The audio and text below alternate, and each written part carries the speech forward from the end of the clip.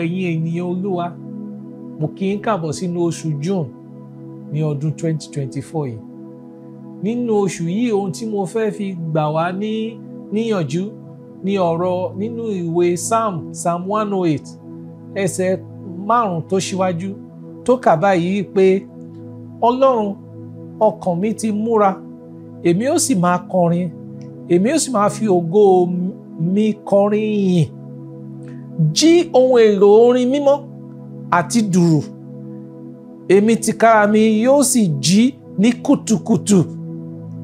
Èmi ó máa yìn Olúwa nínú àwọn ènìyàn, èmi ó máa kọrin sí ọ nínú àwọn orílẹ̀-èdè, nítorí tí àánú rẹ tóbi ju ọ̀run lọ àti òtítọ́ rẹ títí dé àwọsánmọ̀. Gbé ara rẹ ga Ọlọ́run lórí àwọn ọ̀run àti ògo rẹ lórí gbogbo ayé. Ẹ̀yin ènìyàn Ọlọ́run, tẹ́ bá wo ohun tí Psalm yìí sọ fún wa, ohun kìíní tó ní ká máa ṣe tí mo dẹ̀ fẹ́ fi lé yín lọ́wọ́ pé nínú oṣù yìí mo fẹ́ rọ̀ yín pé kẹ́ ẹ ṣe, ó ní pé ká tètè jí kílẹ̀ tó mọ́ láti kọrin ìyìn sí Olúwa, ká fi jí ojúmọ́ wa. Ẹ jẹ́ ká máa tètè jí láti fi orin ìyìn, láti jí ojúmọ́ wa, láti yin Ọlọ́run lógo torí tó ṣeun, torí táànú rẹ̀ dúró láéláé. Ṣùgbọ́n kò dúró síbẹ̀ o. Bá a ṣe ń lọ ní gbogbo ọjọ́, ẹ jẹ́ ká máa yin Olúwa. Tẹ́ bá wo ẹsẹ̀ 3, ó ní èmi ó máa yin Olúwa nínú àwọn ènìyàn, èmi ó máa kọrin sí ọ nínú àwọn orílẹ̀-èdè. Ìyẹn ni pé kì í ṣe inú yàrá wa nìkan láti máa yin Ọlọ́run.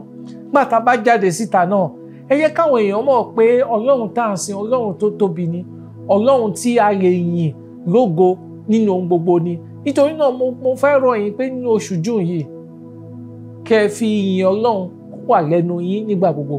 Tẹ́ bá wo Psalm 34, ó ní ìyìn rẹ̀ yóò máa wà lẹ́nu mi títí láéláé. Àdúrà mi ni pé ìyìn Ọlọ́run yóò máa wà lẹ́nu yín. Ojú ò ní tì yín láti yin Ọlọ́run nígboro. Bẹ́ẹ̀ ṣe ní yin Ọlọ́run nínú oṣù yìí, Ọlọ́run tìkára rẹ̀ yóò bùkún yín. Àánú rẹ̀, ẹ rí àánú gbà, ẹ rí ìfẹ́ Ọlọ́run gbà. Ọlọ́run á ṣoore fún yín. Ibi tẹ́ ẹ ti lọ tí ò ti bọ́ sí, ẹ padà síbẹ̀. Ọlọ́run á jẹ́ kó bọ́ sí fún yín. Yóò sì dára fún yín nínú oṣù yìí. Oṣù yìí á jẹ́ oṣù ìrọ̀rùn fún yín ní orúkọ ti Baba àti ní ti Ọmọ àti ní ti Ẹ̀mí Mímọ́. Àmín.